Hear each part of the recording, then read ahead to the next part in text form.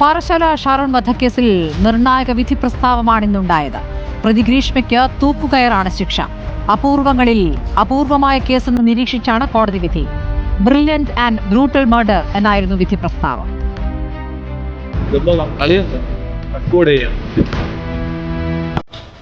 പ്രാണനെ പോലെ സ്നേഹിച്ച അവൾക്ക് പകുത്തു നൽകിയ കരള് അവള് തന്നെ പാർന്നു നൽകിയ വിഷം കുടിച്ച് വെന്ത് വെണ്ണീറായിപ്പോയ അവസ്ഥയിലും ആ ചെറുപ്പക്കാരൻ ഇവിടെ ആസ്പത്രി കിടക്കയിൽ കടന്നിട്ടും തള്ളിപ്പറയാൻ തയ്യാറായിട്ടില്ല എന്നതാണ്.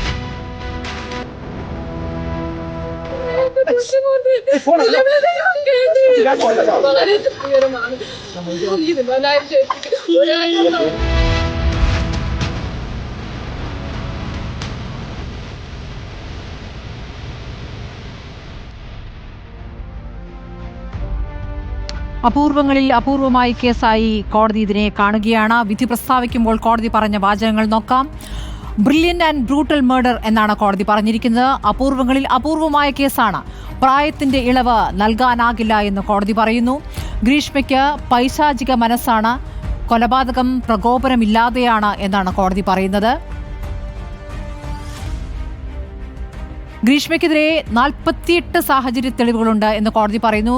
യഥാർത്ഥത്തിൽ ദൃക്സാക്ഷികളില്ലാത്ത കേസാണ്. അതുകൊണ്ട് തന്നെ സാഹചര്യ തെളിവുകൾ സൂക്ഷ്മമായി അന്വേഷണ സംഘം മുന്നോട്ട് കൊണ്ടുവന്നു. അതിൽ അന്വേഷണ സംഘത്തെ കോടതി അഭിനന്ദിക്കുകയും ചെയ്തിട്ടുണ്ട്. ഗ്രീഷ്മ ഉപയോഗിച്ചത് സ്ലോ പോയ്സണിംഗ് ആണ്. പതുക്കെ കൊല്ലുക എന്ന ഉദ്ദേശമായിരുന്നു. വിഷം നൽകാനായി ഗവേഷണം നടത്തി ഗൂഗിളിൽ സെർച്ച് നടത്തിയിട്ടാണ് എങ്ങനെ കൊല്ലണം എന്നൊരു തീരുമാനത്തിലേക്ക് ഗ്രീഷ്മ എത്തിയത്. 23 പ്രാവശ്യം മൊബൈലിൽ സെർച്ച് ചെയ്തു എന്നാണ്. മൊബൈലിലാണ് ഗൂഗിൾ സെർച്ച് നടത്തിയത്.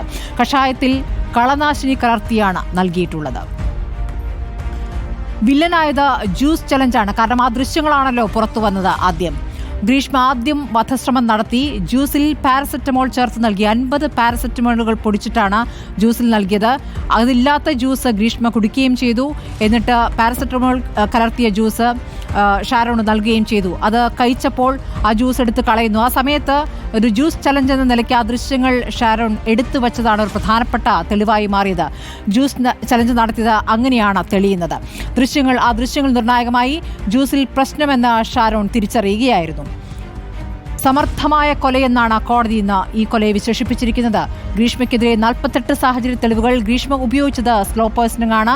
വിഷം നൽകാൻ ഗവേഷണം നടത്തുകയും ചെയ്തിരിക്കുന്നതാണ്. അപ്പോൾ അപൂർവമായ കേസായിട്ടാണ് കോടതി ഇതിനെ കണ്ടത്.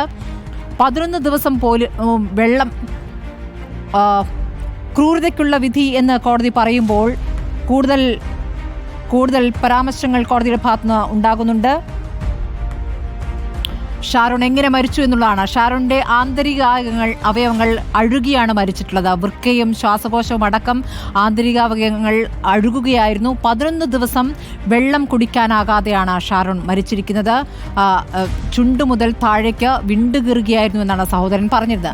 മരണക്കിടക്കയിലും പക്ഷേ ഗ്രീഷ്മയെ സ്നേഹിക്കുകയായിരുന്നു. കാരണം ഗ്രീഷ്മയ്ക്കെതിരായ മൊഴി മരണക്കിടക്കയിൽ അവസാന നിമിഷം വരെ ഷാരോൺ നൽകിയില്ല എന്നുള്ളതാണ്. ജ്യൂസിൽ പ്രശ്നമുണ്ടെന്ന് ഷാരോൺ പിന്നീട് മനസ്സിലാക്കുന്നു.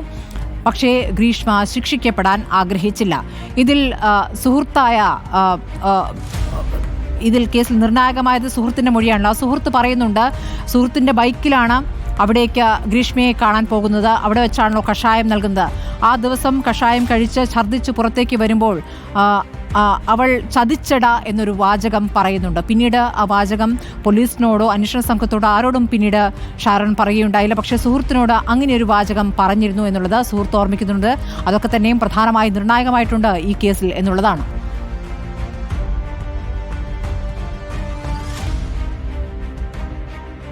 തെളിഞ്ഞ കുറ്റങ്ങൾ എന്തൊക്കെയാണെന്ന് നോക്കാം. തട്ടിക്കൊണ്ടുപോകൽ തെളിഞ്ഞിട്ടുണ്ട്. ഷാരോണിനെ ഒരു തരത്തിൽ തട്ടിക്കൊണ്ടുപോവുകയാണ് ചെയ്തത്. അതിനുശേഷം വിഷം നൽകി. കൊലപാതകം തെളിഞ്ഞു. പോലീസിനെ തെറ്റിദ്ധരിപ്പിക്കൽ. കാരണം ഇതിൽ അന്വേഷണം വഴിതിരിച്ചു വിടാനുള്ള ശ്രമങ്ങൾ ഉണ്ടായിട്ടുണ്ട്. താൻ മരുന്ന് കഴിക്കുന്നുണ്ട് എന്ന് പറയുന്നു. തൻ്റെ ബന്ധുവായ ഡോക്ടർ മരുന്ന് പ്രിസ്ക്രൈബ് ചെയ്തിട്ടുണ്ടെന്ന് പറഞ്ഞു. ആ പ്രിസ്ക്രൈബ് ചെയ്ത് ഡോക്ടറെ ബന്ധുവിനെ വിളിപ്പിക്കുന്നു. പക്ഷേ അങ്ങനെ ഒരു കാര്യം ചെയ്തിട്ടില്ല എന്ന് പിന്നീട് തെളിയുകയും ചെയ്യുന്നു. ഈ തരത്തിൽ ഗ്രീഷ്മ പറഞ്ഞ കളവുകൾ അന്വേഷണ സംഘം പൊളിക്കുന്നുണ്ട്. അപ്പോൾ ഇതൊക്കെ തന്നെ തെളിഞ്ഞിരിക്കുന്നു. തട്ടിക്കൊണ്ടുപോകൽ, വിഷം നൽകൽ, കൊലപാതകം, പോലീസിനെ തെറ്റിദ്ധരിപ്പിക്കൽ. അങ്ങനെയാണ് ഒരു കുറ്റകൃത്യം കുറ്റം നടത്തിയിട്ടും ഗ്രീഷ്മയ്ക്ക് കൂസലുണ്ടായില്ല എന്നൊരു വിലയിരുത്തലും കോടതി നടത്തുന്നുണ്ട്. കൗശലത്തോടെ അത് മറയ്ക്കാൻ വേണ്ടി ഗ്രീഷ്മ ശ്രമിക്കുകയായിരുന്നു. അപ്പീൽ പോകുമെന്ന് തന്നെയാണ് പക്ഷേ ഇപ്പോൾ പ്രതിഭാഗം പറയുന്നത്. എന്തായിരിക്കും മേൽക്കോടതികളുടെ തീരുമാനം എന്നുകൂടി അറിയണം.